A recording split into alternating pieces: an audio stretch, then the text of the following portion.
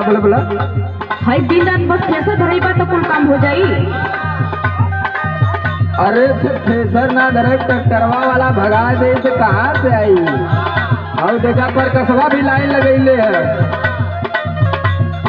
रात भर सैया हमर बढ़े टेम्परेचर। गर्मी होई। हाँ हमारे चिंता बहुत हो जाला।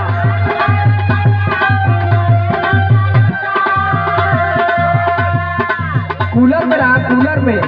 रात भर सैया हमर बढ़े टेम्परेचर। तू धरावेला थ्रेसर, तू धरावेला थ्रेसर।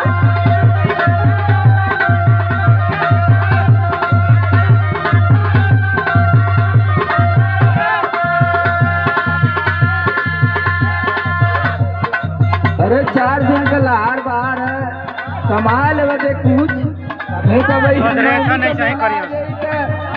लगू पियाज बजे मुंह बनावे। तब तो है कुछ चाहे लगी दुनिया भर का दिमाग बदले ही। सुनावा कैसे खानी पूरी रोज रोटियां बेलाई।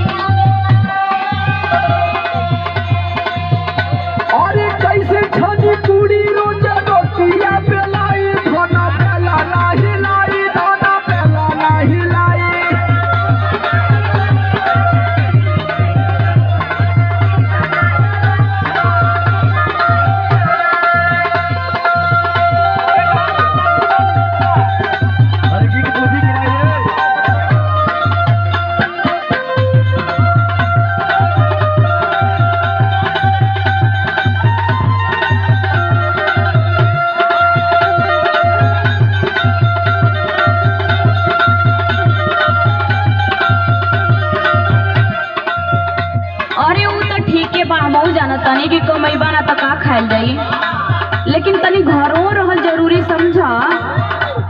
हाथ रही घरे मंगवा लिया तो कुल व्यवस्था। सुना सुनावा।